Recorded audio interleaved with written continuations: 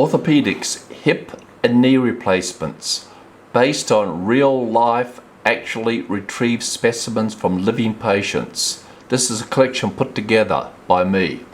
Here we see a hip replacement from a 52-year-old man who had CDH, female, lasted 2 years. First hip was a Muller, this one is a non-cemented. Here we have a pin system that's used for inserting bioabsorbable pins for fractures. Here we show an AO blade plate used for fractures. Remember, these have all been retrieved from patients, have failed for one reason or another, or have had to be replaced when they're worn out. Here's AO femoral nail, slotted holes, screws at the top, screws at the bottom. There's a Huckstep nail. Here's a Huckstep hip replacement based on this nail, Huckstep shoulder replacement. Here's a shoulder replacement. Here is a Australian invention, a Hodgkinson tibial nail. Here's the Ostermoor implants. It's for unipolar hip replacements for fractured necks of femur since the 1940s. Very good, lacks rotational stability. Here's a bent blade plate, a bent after the fracture failed to heal. Here's a bent GK gross kept nail at 5 months and 21-year-old revised to AO nail and bone graft. They fail when the fracture doesn't heal. Uni-compartment knee replacements, very good.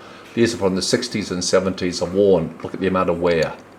Again, uni knee replacements with one common tibial shell. Uni knee replacements. Here shows a broken polyethylene tibial component, part of a knee replacement. Look at the wear and tear. Here's a broken ankle component from an ankle replacement.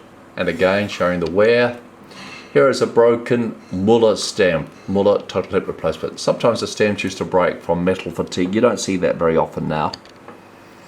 Here's a broken tip of a knee arthroscopy. You do a knee arthroscopy, keyhole surgery, tip breaks off. This is very bad at metal fatigue. Always check your instruments prior to putting them in. It took 2 hours to fish this out. It's very frustrating. Here's a broken uni knee replacement. See, metal fatigue. Here is a carbon spacer of Miller gland knee replacement. Used to cause black staining of the joint synovium. Here is a cemented total knee replacement, side view, and here we have a ceramic head inside a polyethylene liner of a metal shell. Ceramic liner for a hip replacement, and here we have a Charnley stem developed by Sir John Charnley, and here we have a whole view of Charnley hip replacement. It's a classical with a round back, less of a round back, and here's a long stem for revision cases. Various types, a standard cobra round back. Chondrotome blade used in arthroscopies to burr away debris. Close up view.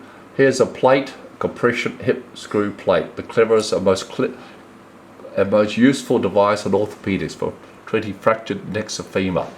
It's simple, allows compression of the fracture in a controlled manner.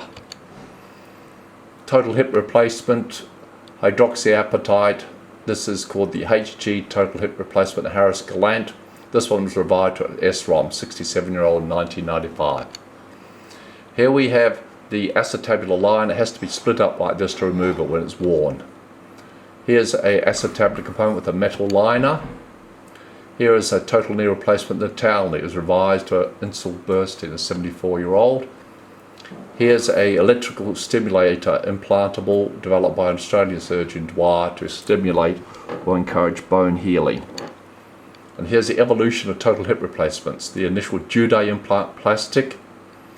It tended to generate a lot of wear particles. The Ostermoor, very good, from the 40s.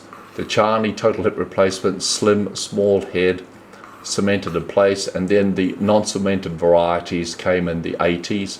Here you see the bone still in the mesh in the proximal part of the stem. And now we've gone on to resurfacing.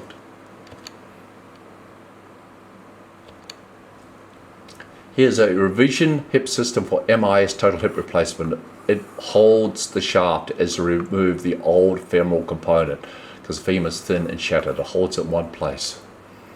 A fixation device, fractured neck of femur, old type. Here's a gripper cup of an acetabular component used to wind it into place. There it is in profile. Look at the sharp edges to wind into the acetabulum. Herbert screws, 2 different caliber threads on one screw for scaphoid fractures. Higgs total shoulder replacement developed by an Australian surgeon. A hinge total knee replacement. We don't tend to use these now because all the loads are transmitted to the implant bone interface, causing premature loosening, so you don't see these much now. Here's another hinged knee replacement side profile. Hodgkinson nail for the tibia. Again, the Huckstep ceramic shoulder and hip replacement ceramic spaces. They were a real innovation. The Huckstep ceramic heads, femoral heads. The Huckstep nail, square screw fixation for very difficult fractures.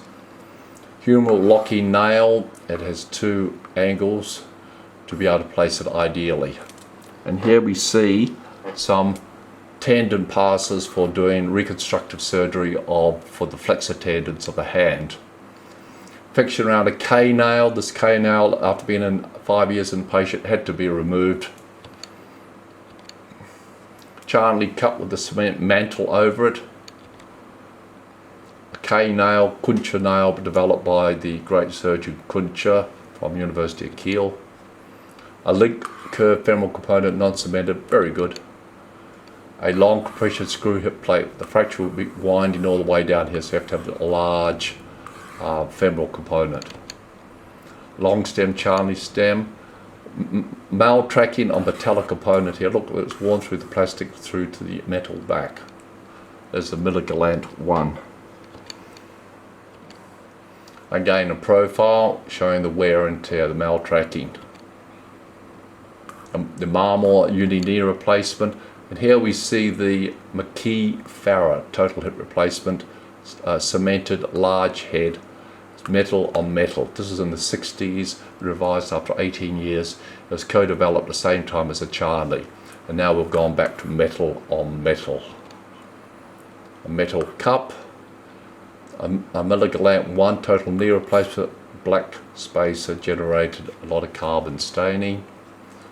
A Warwick Williams spinal plate. The cement mantle still around a Muller femoral stem, and again showing the wear and tear of the acetabular component. An old style fixation plate, an old style osteotomy plate, McMurray, when you did osteotomies of the femur.